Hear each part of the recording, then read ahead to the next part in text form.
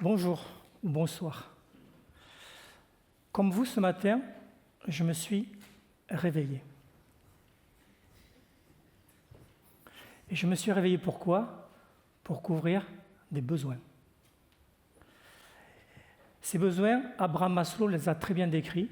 On se lève le matin pour couvrir des besoins physiologiques, manger, boire, dormir, des besoins de sécurité, des besoins d'appartenance, des besoins de reconnaissance, et puis, pour certains, ou peut-être pour tous, des besoins de spiritualité.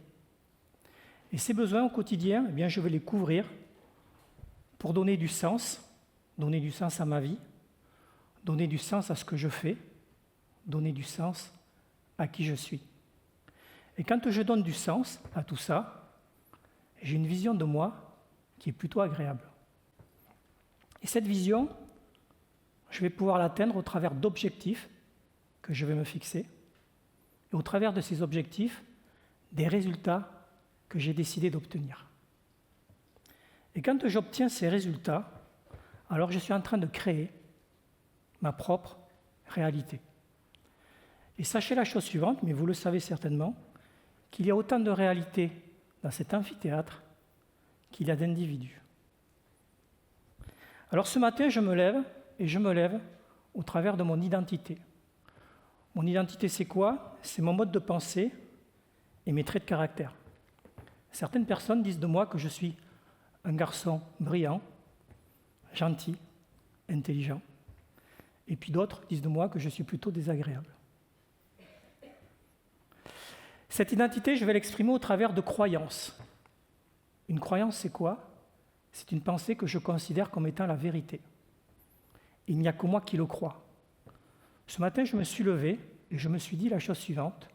Je crois que je vais passer une belle journée parce que ce soir, je vais donner une conférence aux arts et métiers. Et on a tous des croyances aidantes ou des croyances limitantes. Mais ces croyances vont produire chez vous des pensées.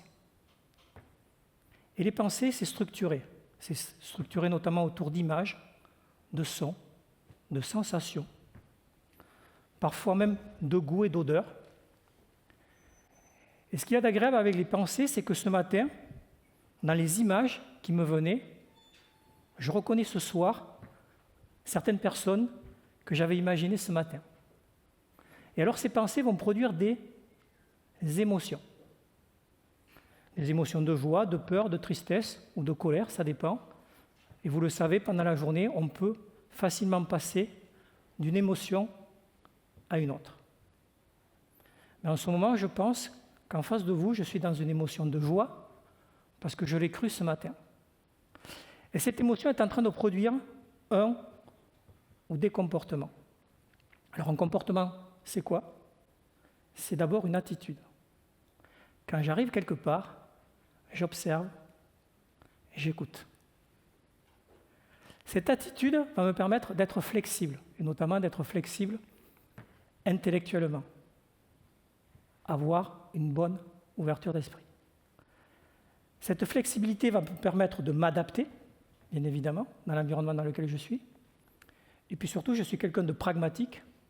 Quand je considère que le comportement que j'ai en ce moment n'est pas adapté à ce que je suis en train de vivre, alors il me suffit de changer l'état émotionnel dans lequel je suis pour tout de suite retrouver le bon comportement.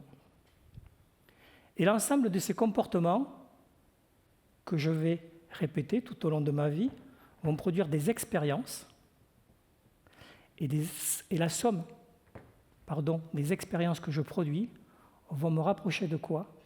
De ma vision et donc de la réalité que j'ai décidé de vivre, parce que vous le savez certainement, le matin quand je me lève, c'est moi qui décide de la réalité que je vais vivre.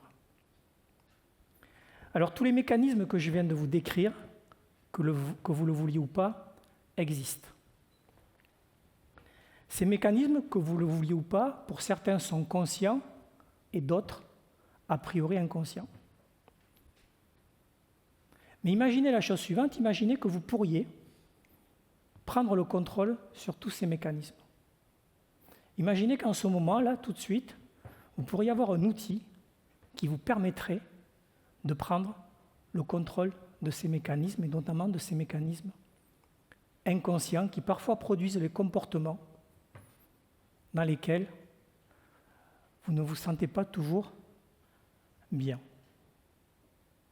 Et pour avoir accès à ces mécanismes, à cette solution, alors je vais vous proposer quelque chose. Je vais vous proposer la chose suivante.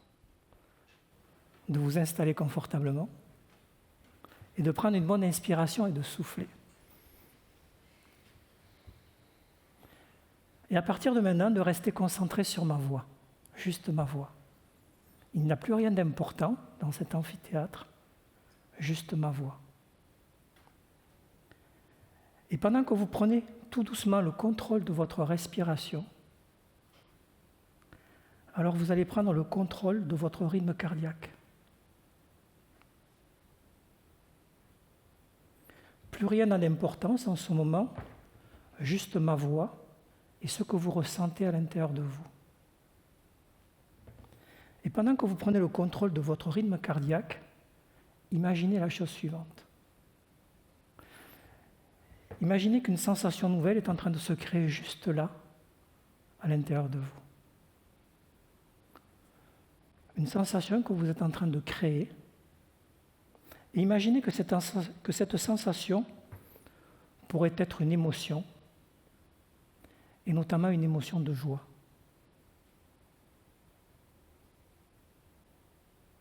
Imaginez que cette émotion de joie est en train de se balader à l'intérieur de vous, du bout de vos pieds jusqu'à la racine de vos cheveux. Imaginez juste là, quelques instants, que cette émotion se fixe sur une partie de votre corps. Pour certains, c'est le ventre, pour d'autres, c'est peut-être la poitrine, je ne sais pas. Et ce que je vais vous proposer, c'est de donner une couleur à cette émotion, peut-être votre couleur préférée, de lui donner une forme,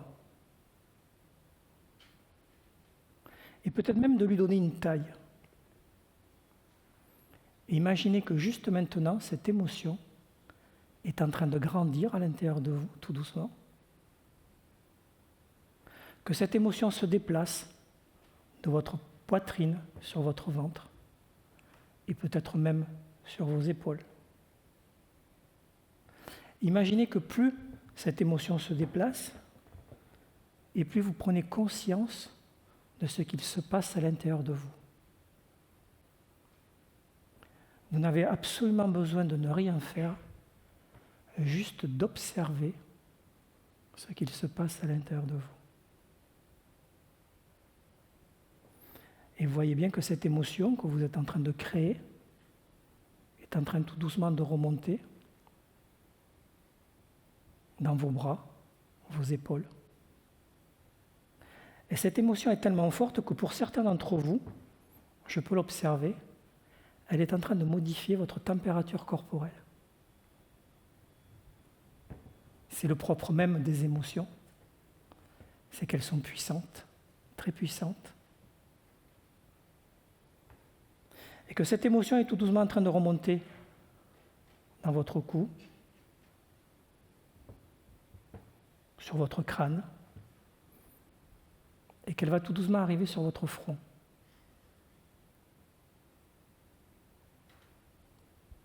Et quand cette émotion de joie est sur votre front, alors pour certains, elle produit un sourire déjà.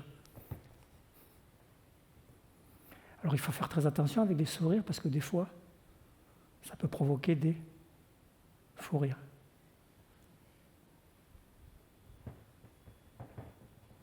Vous allez prendre quelques instants, juste là, en gardant les yeux fermés, parce que quand vous avez les yeux fermés, vous vous coupez de 85% des stimuli extérieurs. Et donc de manière automatique, vous vous recentrez sur votre corps. Et prenez juste quelques secondes pour juste observer ce qu'il se passe à l'intérieur de vous. Prenez cet instant, pour une fois, de véritablement observer d'être en observation de vous-même et de ce qu'il se passe à l'intérieur de vous. Et pendant que vous prenez conscience de ce qu'il se passe à l'intérieur de vous, de la même manière, vous avez conscience de ce qu'il se passe à l'extérieur de vous. Et votre cerveau a cette capacité, avec votre corps, de passer de l'intérieur à l'extérieur.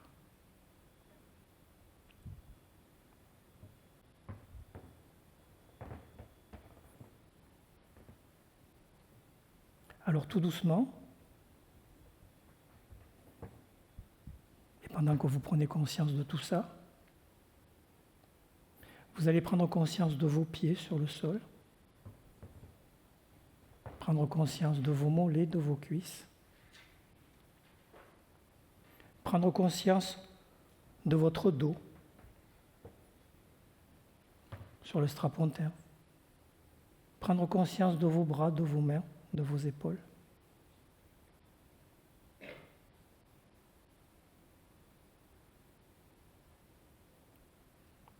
Et tout doucement, vous allez revenir ici et maintenant.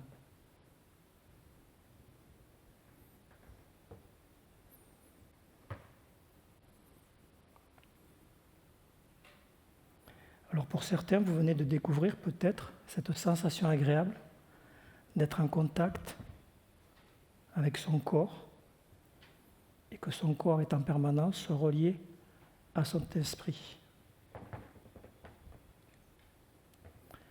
Alors mesdames et messieurs, je voudrais m'excuser parce que ce soir vous êtes venus dans une conférence TEDx en imaginant découvrir quelque chose de nouveau, quelque chose d'innovant.